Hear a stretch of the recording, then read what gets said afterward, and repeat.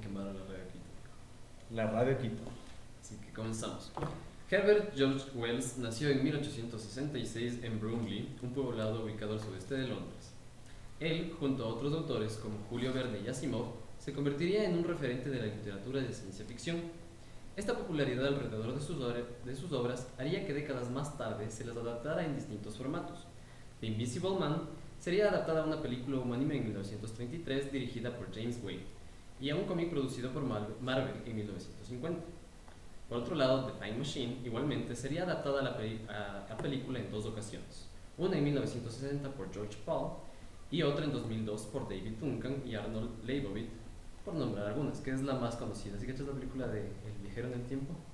La de este O mismo sea, he visto que la ficha, crea la nunca me la vi. máquina y Ajá. se encuentra con los Morlocks, creo, porque Ya. viaja como 500.000 años al futuro y Ajá. resulta que los humanos se dividen en dos razas. Ajá. Es una bestia. Y que es como que un reloj y él se sentaba en la máquina. Ajá, y es como que una Ah, que es es una súper buena. steampunk. Ajá. Es una bestia. Pero entre todas estas historias, sería la adaptación radial a La Guerra de los Mundos, dirigida y transmitida por primera vez de la mano de Orson Welles en 1938, la que al parecer causaría un pánico inusitado en su audiencia, quien la habría tomado por real.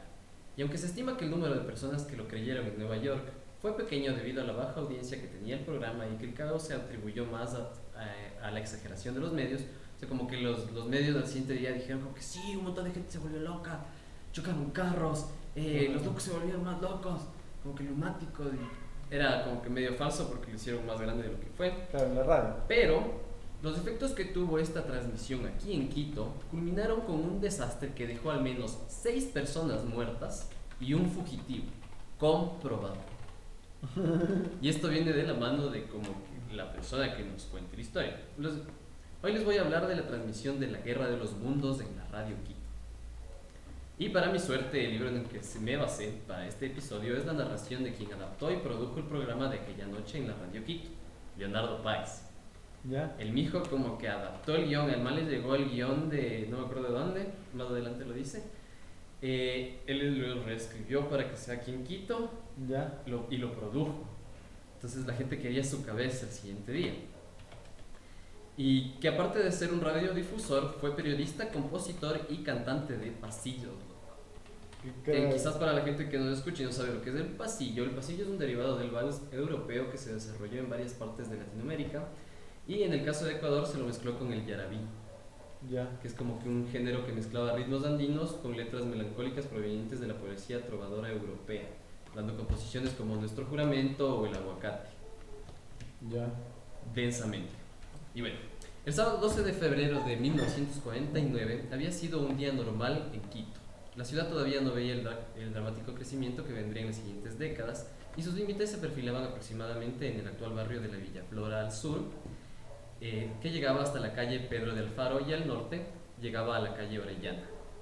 Básicamente había el colegio de Villa Alfaro y ahí se acababa Quito. Si subías un poco más llegabas hasta... ¿Esto qué año era, me dices? 1949. Ya. Si es que subías a la 10 de agosto, Quito llegaba hasta la Cuero Caicedo. Yo sé, la Carolina seguía siendo finca. Ajá, eso era todo pochero. Ajá. Y aunque el barrio Belisario Quevedo se extendía hasta la Cuero Caicedo, como ya te dije, todo lo demás era campo. Ajá. En los periódicos del comercio y las últimas noticias, que eran los de mayor circulación en la ciudad, se había promocionado la programación de la radio Quito de esa noche,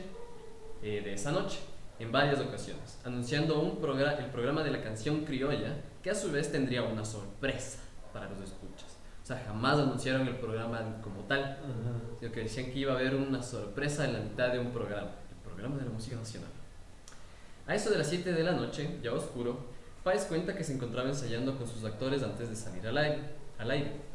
Entre ellos, uno ya mayor que habría de personificar a un ministro de Estado comenzó a tener dolores en la boca del estómago. Ya. Le pidieron que se dejara de pendejadas, pero el man insistía que era en serio y que a veces le venían corazonadas con esos dolores sin explicación. Como que el man sabía que algo iba a pasar, que comenzó a doler el estómago y el man era un actor súper buchito. Ajá. Era como que a mí, como esa gente que dice como a mí me duele la rodilla cuando va a llover, Ajá. te manda como que a mí me duele el estómago cuando va a pasar algo, así, se va a ir a la verga. Y a veces le venían sin explicación esos dolores, y en algún punto el dolor se detuvo y pudo culminar el ensayo. Las campanas de la Merced, iglesia cercana a la radio, anunciaron las 9 de la noche y la emisión esperada dio inicio, de la mano del locutor Raúl López, quien aseguraba una noche inolvidable abriendo con el dueto Benítez y Valencia en vivo. Ya. O sea, cáchate ese nivel, el dueto Ya, después de la reunión, Ajá, ese era ellos el tuvieron, ensayo. ajá, el ensayo, él empezó a transmitir solito poniendo esa canción, ¿no es cierto? Ajá, o sea, dieron paso, era como que se acabó el programa anterior y pum, de ley entra una cortina. Ajá. Y comenzó el programa de la canción nacional y aseguraban una noche inolvidable, como que bienvenidos Radio Escucha al programa de la noche nacional. Claro, Y hermoso. esta noche tenemos grandes invitados. Ay, sí, ¿Y escribiste ¡pum! eso? No. Y pum, te botan al dúo Benítez y Valencia, mijo. Que Ya. comenzó a tocar en vivo el pasillo Para mí tu recuerdo, loco. Ya. Y dale. De repente, casi a la mitad de la canción, el locutor abruptamente interrumpió aquella interpretación lanzando una noticia casi a gritos. Ya. Así como que los manes están tocando de putas y el man llega. Nos invaden los marcianos. Así, solo de repente, loco. Como que qué chuchas, loco. Y prosiguió afirmando que la civilización estaba herida ante algo irremediable, nuestra extinción, asegurando que toda esta información provenía de fuentes internacionales incomprobadas por el diario El Comercio, con el cual compartían edificio. La Radio Quito compartía edificio con El Comercio, Ya. ahí mismo. Y dándose el tiempo de anunciar también y de forma importante que todos estos boletines estaban patrocinados por Orangine, gaseosa de naranja. Y terminó el anuncio con la hora, las 9:06 p.m. Solo 6 minutos habían transcurrido desde el inicio de la transmisión. Ajá. ¿Cachas? O sea, ya 6 minutitos y Y paja. ya. Entonces, la voz de un segundo locutor entró anunciando que en breves el jefe de información de El Comercio bajaría de a la radio y, en sus palabras, traería noticias de la invasión marciana adelantada y sin contratiempos. No olviden, consecuentes amigos del aire, no olviden a Orangine. Y siguió. Y por lo menos en esa parte era verdad, ya que al contar con un representante periodístico de verdad dentro de la narración, se pensó que se podría generar más interés en los radioescuchas. Así que le convencieron al jefe de información de El Comercio que aunque creía... esto me pasó. Le convencieron al jefe de información del Comercio. Yo creía que el jefe de información era algo así como un redactor en jefe, que es quien quizás verifica la información. Pero asimismo, mientras informaba acerca de... Y bueno, entiendo que eso es lo que ese man hacía, como que el man confirmaba fuentes en la época y el man se iba a personificar a sí mismo, loco. Mientras ¿Cómo confirmaba esto en ese tiempo? O sea, supongo que a él le llegaba la información y él de alguna manera Por tenía fax, que- así. Ajá, cosas así, yo tenía los contactos de, yo que sé, gente internacional también que te mandé información en esa época. Por fax. Supongo que, no, ni siquiera fax, es el 40. Es el 49, loco. Por. O sea, cartas, Telégrafo. ajá, telégrafo. Que los manes tengan un telégrafo, cacha, para hacer el telégrafo, sería increíble. Pero sí, o sea, quizás el telégrafo sería como que, porque eso sí cruzaba el Atlántico, De ¿cachai? ley, usaba todo. Entonces quizás esa era una forma de comprobar información. Ajá. Y bueno, estos manes creyeron que este man, personificándose a sí mismo mientras informaba acerca de las noticias que aparentemente habían llegado a su poder sobre la invasión marciana, lo haría más verídico. Ajá. Y así lo hizo, leyendo su diálogo, o sea, leyó un diálogo y afirmó que aún con lo desconcertante de la noticia, lo más seguro era que los marcianos se acercaban a la capital. Informó que parte de los invasores estaban en Cotocolao, que para entonces era una parroquia rural independiente del norte de Quito. Ajá. Mientras en lo alto de Yoa, al suroccidente, igual parroquia rural, Ajá. habían informado su presencia cerca del Cinto, siendo seguro que estaban rodeando la ciudad. Y culminó su intervención anunciando que los servicios internacionales de noticias habían interrumpido sus transmisiones, por lo que era imposible saber lo que sucedía fuera del país. Ajá. Además de que habían perdido contacto con algunos periodistas que habían ido a Cotocollao a corroborar la noticia. Al final agradeció y al dejar el micrófono lo único que este man esperaba al siguiente día era publicar el éxito del programa. Como que creyendo esto es un exitazo, estos manes se lo creyeron y va a tener un rating increíble. Nada más, nadie pensaba en nada más. Marcaron las 9:13 p.m. y un nuevo locutor tomó la posta con el objetivo de agradecer de parte de todos los que conformaban ese programa, artistas y administrativos, debido al gran interés y seguimiento que estaban teniendo. O sea, lo lograron. Pero sin salir de personaje pedía que no dejaran su sintonía, ya que el programa seguiría hasta que todos cayeran con la ciudad en manos marcianas. Esto se va hasta que cumplamos todos. 3 minutos más tarde, a las 9:16 pm, el programa reanudó y el locutor entonces intentó contactar con sus corresponsales en Cotocollao, pero fue inútil y entre el silencio pasó un nuevo aviso.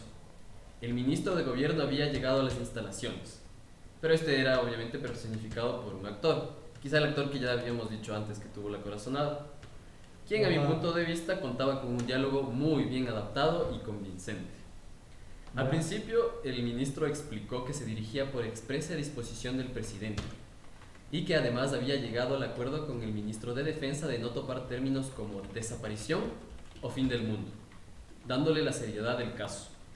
Y continuó diciendo que el país resistiría hasta las últimas instancias ante los marcianos, diciendo que era estúpido el esconder la naturaleza de sus atacantes, temiendo además que sus armas serían inútiles ante ellos.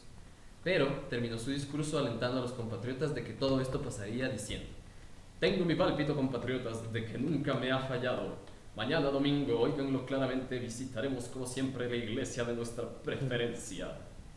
Esta intervención duró unos 2 minutos y a las 9:18 el locutor retomó su intervención, ahora dando datos desde el hospital militar, donde se estaba dando la extremunción a los enfermos, además de que en la maternidad general habían entrado 27 mujeres a dar a luz en un lapso de 13 minutos, atribuyendo a su mayoría el espanto de los acontecimientos. Y es como que hace que el man, entre comillas, esté allá en el hospital. Claro. Y solo aparece. O sea, es como que tienen regados un montón de informantes. Ajá. Porque están ahí mismo en la sala, ¿no? Claro, todo esto está scripteado. Claro, está scripteado y los manes están ahí. Vas a cachar, porque más adelante ellos van a contactar con uno de sus mijos en Cotocollao. Y ahí va a ser como que igual, ellos están ahí, pues están como, sí, estamos aquí en una vez, es como radionovela, loco. Es una radionovela, yo está producida, sí. Para las 9:20 se daría la última transmisión antes del desastre. Con el auspicio de Orangine, otra vez, el programa había logrado contactar a uno de sus enviados en Cotocollao. Este era el mismísimo Leonardo Páez. O sea, el man que se le contactaron en Cotocollao era personificado por Leonardo Páez, quien afirmaba estar en el lugar de los hechos presenciando el descenso del platillo volador. A ello le sobrevino como una especie de sensación de calor en el ambiente. En un momento, o sea, el man describe eso como que llega la nave y como que el ambiente se puso caliente. ¿Pero tú tienes escrito eso? Así como que... así, el guión ese. Así tal cual no, porque se llama plagio. Esto es una adaptación, pero es así, lo que en un momento comenzó a describir una especie de líquido ámbar que salía de la nave y que cubrió la casa parroquial. ¿Ya? Así, en la casa parroquial de Cotocollao, si es que alguien entiende que es una casa parroquial, es como que donde duerme el curita. Haciendo que ésta se esfumara ante sus ojos, o sea, como rayo láser, pero el man dijo que era un líquido ámbar. Una luz entonces se posó hacia el bosquecito en el que estaba Páez, y este describió que los árboles no eran tirados, sino que eran más bien absorbidos y desaparecían. Y para cuando decidió que era oportuno correr, fue muy tarde, ya que al alcanzarle la luz, con sus últimas palabras describió como si estuviera desintegrándose, para luego perderse en un grito que cortó la transmisión. O sea, así le cogieron los ales como que ¡pinga luz! Y como que creo que debería moverme, es muy tarde. ¡Ah! ¡Zing! Se corta la transmisión. Al otro lado de los radios, los escuchas pasaron de la estupefacción por la primera alarma a una completa desesperación durante los 20 minutos aproximados que duró la transmisión. No entendían qué sucedía, comenzando porque no era normal que alguien interrumpiera, como ya dije, a un músico en media interpretación, menos al aclamado dueto Benítez y Valencia, o por el leve detalle de que aparte de los anuncios ambiguos del periódico de una sorpresa al inicio de la transmisión, no se puso ningún anuncio a los escuchas de que se trataba de una ficción. O no se les advirtió, así como que disclaimer, esto es una ficción, ninguno de los son actores, nada. No se les dijo nada. Entonces todo fue construido y narrado de tal manera que aparentó ser real, y el pánico fue tal que la anécdota cuenta que padres desesperados buscaban dónde esconder a sus hijos. Gente adinerada comenzó a lanzar billetes y a quemarlos, y en algún punto se dice que hasta habrían prendido con billetes de 100 sucres los fogones para hacer canelazo. Porque la gente creía que se acababa el mundo. Gente comenzó a botar sus colchones por la ventana, todos intentaron huir. Claro, mucha Eh, gente tuvo que haber salido así de la casa, ahí en el carro, cargar Eso. maletas, Parejas casadas se revelaban sus infidelidades y hasta comprar boleto de avión. Ajá. Bueno, es del 49, ya había aviones aquí. Claro, pues si el avión ya es... Pero siempre les llega tarde las cosas. No, Esto, pues. esto es lo mejor, loco. Parejas comenzaron a revelarse sus infidelidades y hasta enfermedades venéreas que habían contagiado a sus parejas. Otros comenzaron a reconocer hijos producto de infidelidades, todo esto creyendo que el mundo se acabó. Porque llegaba el lechero a donde voy, loco, tu hijo es mío. Y ahora caes en ese momento de ley, así, perdón, mami, yo te robé la plata. de ley, cosas así, o sea, toda la gente como que intentaba confesarse para irse al cielo, así. De Porque ley. aparte le era escrito en 49, loco, qué más curuchupa. Claro, de ley, qué hijo de pucha. Confesándose a quien se pueda confesar. Confesando los pecados, qué bien. Ley, gente llorando en las calles. Ahora, toda esta transmisión y la noticia de los marcianos había llegado a los cuarteles. Les llegó a los milicos. Y según Páez habría sido más o menos así. Y esto sí tiene un guión. Y pegaría al hacerlo con dos personas. ¿Quieres venir a leerlo? A ver. Yo soy capitán 1 y tú eres cabo, ¿ya? Es cortito. Pues espera. Si quieres un chance. Es para que la cámara me siga. Si lo lees, A ver, ¿yo soy quién? tú eres cabo. Ya, yo soy cabo. Entonces yo soy capitán 1. Tú eres narrador igual. Invasión marciana, están locos. Que se ordene el arresto de estos propagadores de noticias falsas. Que se los detenga inmediatamente. ¿A los marcianos? ¡Calles, imbécil! Sí, mi capitán. ¿Y de dónde ha salido eso? Lo dice el radio, mi capitán. Sí. Y al parecer en el ahora conocido como el antiguo círculo militar en las calles Venezuela y Mejía, en el centro de Quito, un baile de gala se estaba dando.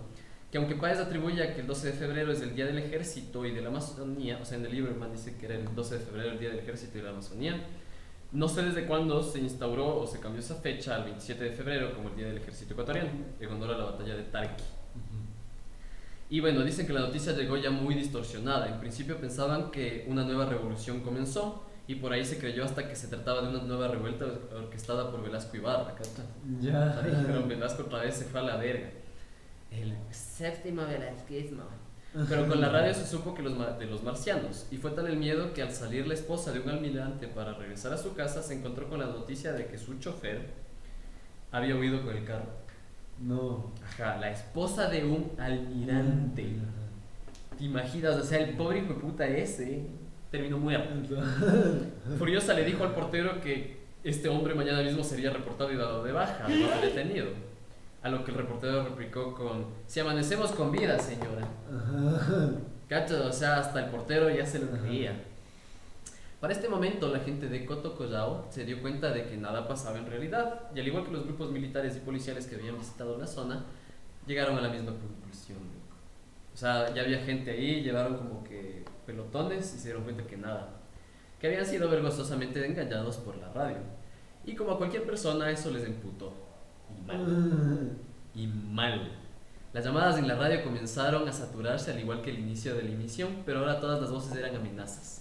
A la cabina... ¿Qué es eso? A la cabina entró. A la cabina entró de pronto un linotipista, loco. ¿Y eso? Ajá, ¿qué es un linotipista? Es quien maneja la linotipia. Es una máquina inventada por Ottmar Mengenthaler en 1885 que mecaniza el proceso de composición de un texto para ser impreso. Claro, entonces el man que hacía las impresiones, o que por lo menos ponía todas las cosas para que se imprima, era el linotipista. A la cabina entró de pronto un linotipista diciendo que mucha gente se había congregado abajo del edificio y para Luis Alberto Valencia del dúo Benítez y Valencia no era para menos, pero consideró que su enojo no pasaría a mayores. O sea, el hijo de Benítez y Valencia dijo: huevadas. Van a ver huevadas. Van a ver huevadas. Con todo esto sucediendo, uno de los locutores, tomando el micrófono, comenzó a informar que a su pesar la transmisión de la radionovela, ahora sí, o sea, era la primera vez que se referían como radionovela, la radionovela de la Guerra de los Mundos debía ser detenida, siendo la primera vez que se la nombraba como tal, alegando que a su pesar, entre algunos escuchas, pues era evidente que había lo que había sucedido, y mientras intentaban agradecer la sintonía, un nuevo aviso desesperado vino de otro trabajador del comercio. Gente ahora se acercaba con canecas de gasolina al edificio que compartían y se volvió evidente lo que su rabia buscaba, Ya. quemarlo todo.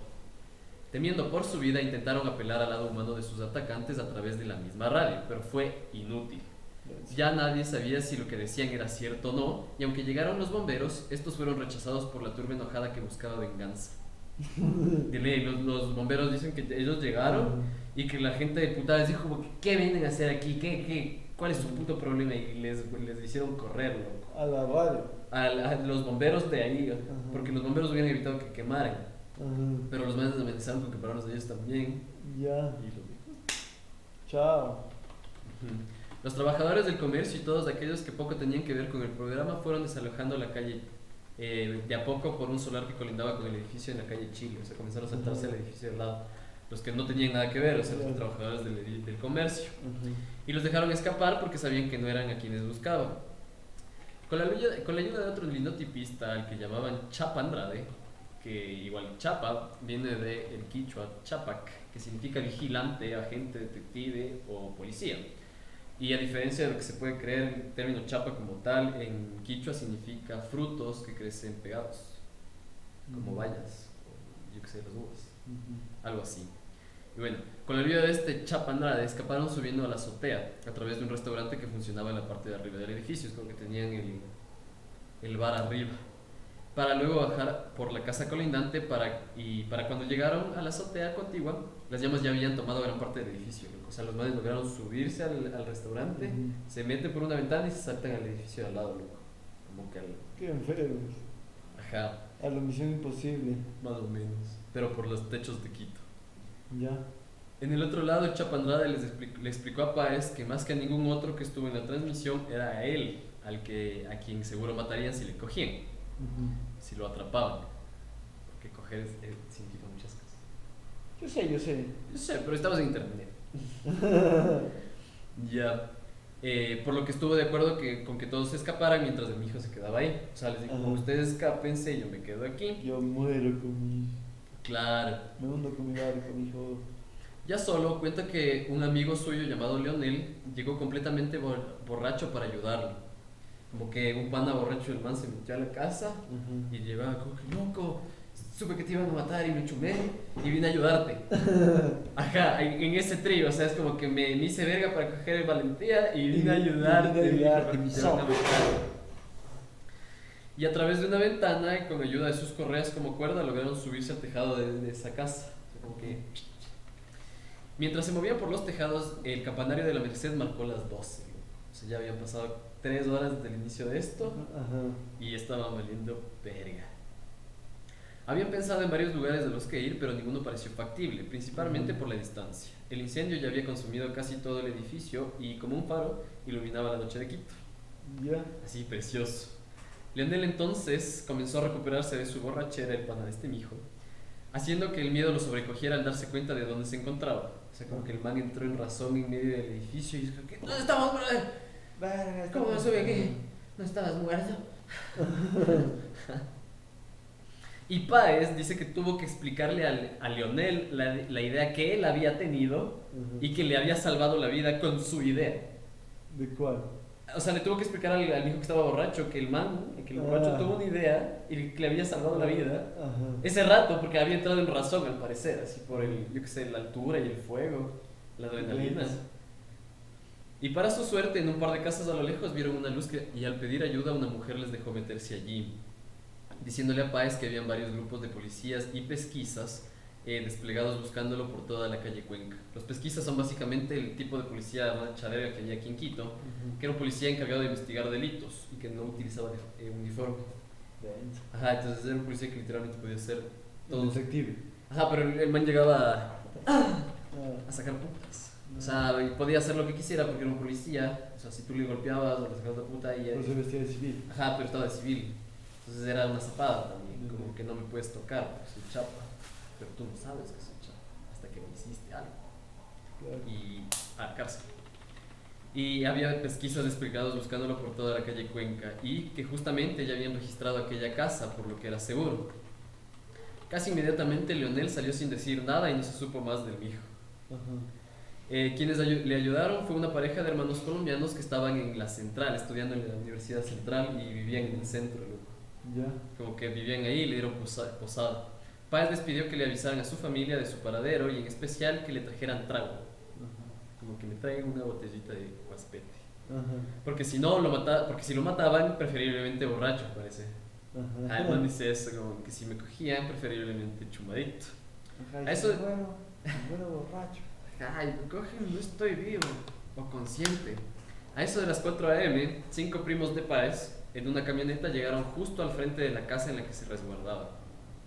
Simularon como que se les dañó un daño en la camioneta para justificar su larga estancia ahí, y para cuando la gente curiosa se dispersó, metieron un poncho y un sombrero a la casa y camuflado con ellos logró salir Páez sin ninguna sospecha.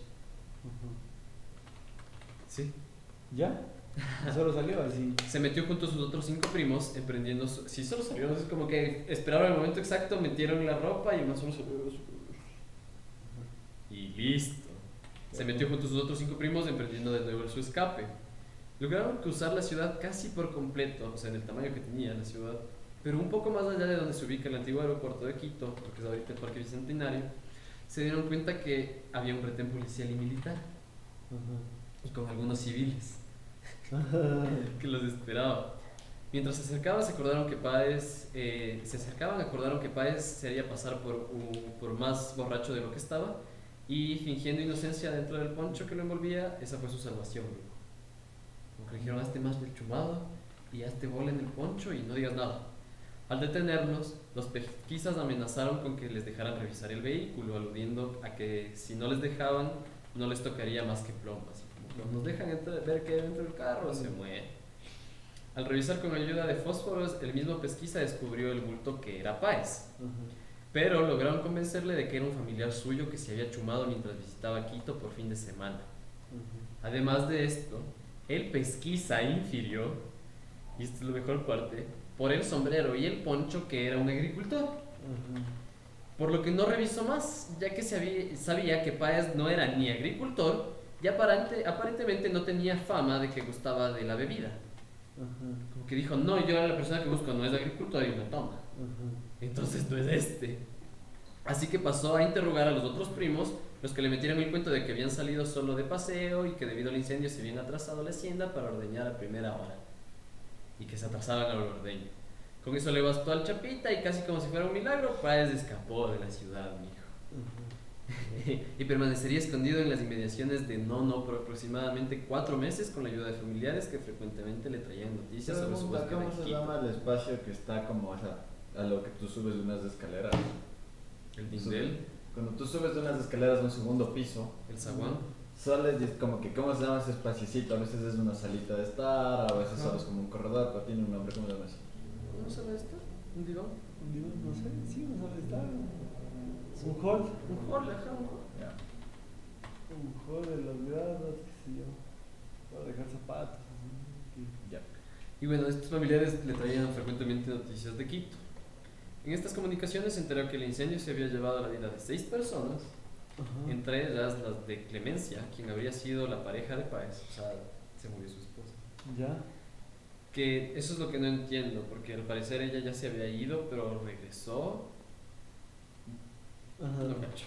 Las otras 5 víctimas correspondían al pianista Molestina y al violinista Bueno, ¿lo Alvarado. repites de nuevo? La esposa. Ajá, a ver, en estas comunicaciones, en lo que le decían a sus familiares, se enteró que murieron 6 personas. Entre ellas Clemencia, quien habría sido la pareja de Páez, no su esposa, sino como que todavía su pareja sentimental, aún no se casaban, o no lo sé. Este mijo se ve bien progresista, entonces le hacía los toques por abají. Pero bueno. Y entre las 5 víctimas que restaban estaba el pianista Molestina y el violinista Alvarado. Y la historia te cuentan que ellos subieron al restaurante ya para escapar. Y ahí estaba el pianista Molestina. Y estos mijos se pasaron por un rato diciéndole como que este man ya ven. Y como que se dieron cuenta que no venía. Y solo los mijos escaparon. Y entonces parecía que el mijo sí se quería morir. Por lo menos el pianista se podría inferir que se suicidó, según lo que dice la historia. Al mismo momento, sí. Ajá, es como que voy a morir con el Titanic. Y murió Molestín. Y el violinista Alvarado, supongo que músicos del restaurante, la dueña del restaurante y su única empleada y la última víctima habría sido el sobrino de Clemencia, quien era todavía Ya. o sea, hubo una víctima infantil. Se supo también que un abogado de apellido Lobato había tomado su causa. O sea, Páez supo que un man de apellido Lobato en Quito tomó la causa de mi hijo y después de esos 4 meses le mandó un recado de que debía presentarse para saldar su situación y que dejara de estar escapando, pero que debía presentarse directamente ante el juez, ya que si lo capturaban era seguro que no volvían a verlo. O sea, si es que el hermano cogía un pesquisa, se moría, lo mataba, le soltaba. Por crack. Y entonces, para evitar esto, idearon un plan simple. Lo llevaron hasta la puerta del Palacio de Justicia en auto y desde allí corrió hasta el juzgado primero del crimen, que se encontraba a 2 patios de distancia, y logró llegar intacto. Básicamente es como que le pusieron en la puerta y corrió. De luego un montón de gente comenzó a perseguirlo, lo reconoció, pero el man llegó donde el juez intacto. Al presentarse el fiscal para comenzar su interrogatorio, se lamentó de que no lo habían capturado. Así dijo de puta. Vino usted solo. Ajá. Al cuestionarlo, primero se le preguntó si conocía de psicología, a lo que Páez contestó que muy superficialmente, y luego prosiguieron a preguntarle si se habría asustado ante aquel programa si hubiese sido un espectador aquella noche, a lo que Páez respondió honestamente que sí, que seguramente sí. Entre otras preguntas, el fiscal le preguntó si sabía quién era Orson Welles y si tenía conocimiento de los sucesos que desató en Nueva York, a lo que nuevamente Páez dijo que sí.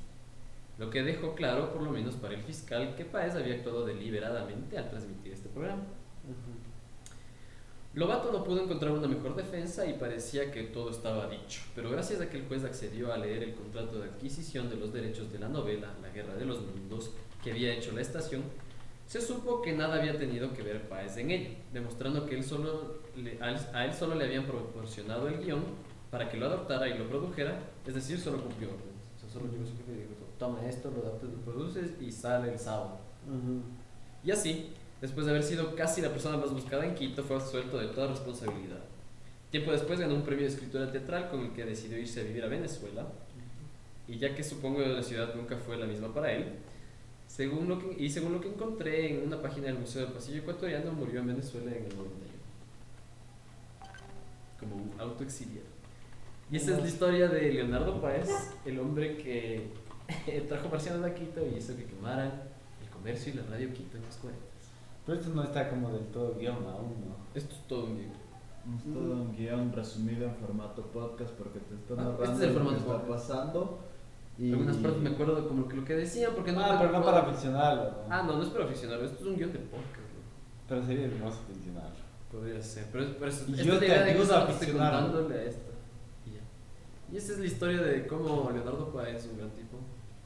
Casi quema esta ciudad. A lo poco que había de esta ciudad. Sería increíble grabar eso.